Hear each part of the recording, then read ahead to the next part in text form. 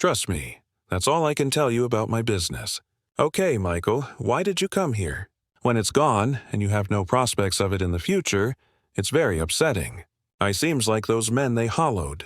Out my soul leaving wounds that will never heal were the final words of Diane Keaton, the legendary Hollywood actress before she passed away on October 11th, 2025. The entire film world was stunned, not only because they lost an icon, but also because of what she revealed before leaving about youth, love, and the pains that fame could not conceal.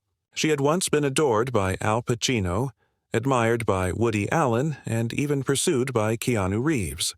Yet, Diane never married in her lifetime because she had witnessed Pacino's infidelity and having children with someone else, while Keanu Reeves only saw her as a mother figure.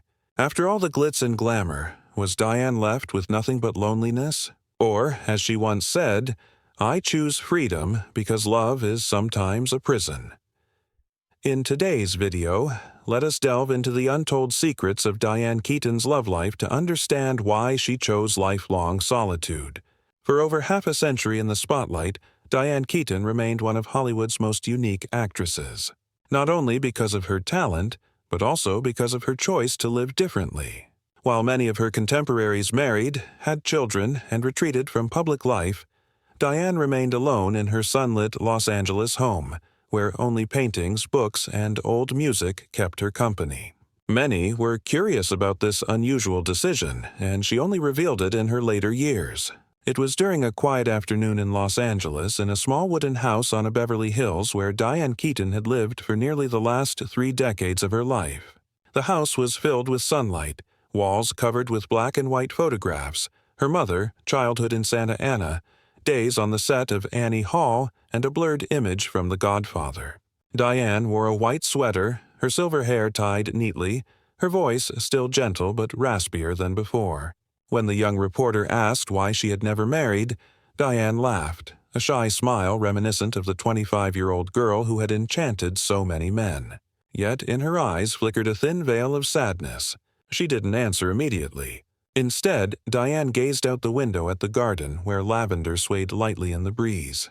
A long pause followed. The reporter later recounted that it felt as if she were speaking not to him, but to her own past. Finally, Diane smiled softly, saying, I have loved so deeply that I could not love anyone else. Perhaps that's why I never married. The reporter, despite having dozens of questions prepared, did not dare interrupt. He only observed her slightly trembling hands, fondling a now cold cup of tea as if each sip drew her back into distant memories. Diane continued, her voice growing softer. I think each of us has someone like that. Someone we cannot forget, no matter how many years pass, no matter how many others we meet. And sometimes it's because of them that we never take another step forward. Then she stood up, walked to the wooden bookshelf filled with scripts and journals. From the top, she took down a worn brown leather notebook frayed at the edges. She did not open it, only placed it gently on the table, then said, Everything I ever wrote about him is in here. I once thought I would burn it, but I couldn't. Some things, if erased, mean erasing part of yourself as well. The afternoon sunlight fell upon her face, a face once celebrated by all of Hollywood, now marked with the wrinkles of time and memory. For a moment, Diane was silent, then chuckled lightly. I do not regret loving, only that I could not hold on to that love longer. No one in the room that day needed to ask anything further. They all understood. The person she spoke of, the one who made Diane Keaton unable to marry, unable to forget, and unable to forgive, still lived somewhere in her heart, like a shadow that would never fade. So, who was that man? The one who made Diane Keaton, a smart, independent, and vibrant woman, choose solitude for her entire life.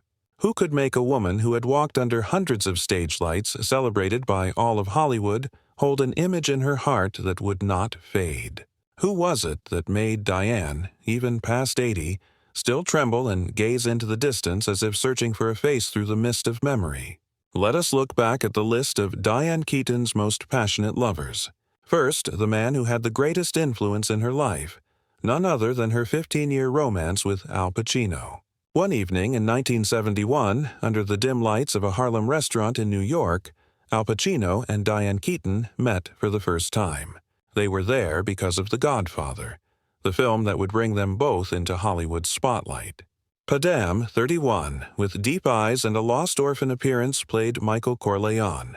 Diane Keaton, 25, with a radiant smile and sharp intelligence, was Kay Adams, Michael's gentle wife on screen. That evening, amidst the laughter of the film crew, Keaton was smitten by Pacino at first sight. In her memoir, Then Again, she wrote, "Al was charming, funny, never stopped talking. There was something in him, both genius and mad, and, oh, he was handsome." But Pacino, naturally shy with women, only smiled and kept his distance. At that time, they were just colleagues, unaware of how fate would draw them closer. 3 years later, when The Godfather Part 2 began filming, everything changed. Long days on set, intense scenes between Michael and Kay ignited a flame of real-life love. Pacino and Keaton began dating, living near each other in Beverly Hills, sharing endless conversations about films, theater, and big dreams. Keaton called Pacino the most entertaining man she had ever met. And Pacino, in his memoir Sonny Boy, admitted with Diane, "I found rare peace." They loved passionately, but their relationship was not always smooth. Heavy filming schedules. Pacino, busy with Serpico Keaton with Annie Hall, often kept them apart, making the relationship a cycle of breakups and reconciliations. Their love was a fusion of art and passion. Pacino sent love letters from Rome where he was filming, writing sweet words that made Keaton's heart flutter. She, with intelligence and sensitivity, helped Pacino perfect his acting, while he always admired her talent. They appeared together in 3 parts of The Godfather. And every time they faced the camera, the chemistry between Michael and Kay seemed to reflect their real-life love. But Pacino, with his eccentric nature and fear of commitment, always kept an invisible distance. Keaton once said, "We had wonderful moments, but Al was an unpredictable genius. Sometimes he seemed to be in another world." Tension crept in when Keaton yearned for a stable relationship. She dreamed of a home, a family, while Pacino, who had once declared marriage as a nightmare, always avoided it. In his memoir, he admitted, "I'm not good at pursuing women. If they don't take the initiative, I stop." Keaton tried very hard to maintain the relationship, but frequent separations due to work and differences in desire exhausted them both. She once shared with people, "I was crazy about him, but loving Al was never easy." Love letters from Rome were not enough to fill the void when they couldn't see each other. The climax of the story came in 1990 when both completed The Godfather Part 3. Keaton, then over 40, issued an ultimatum: "Marry me or we end it."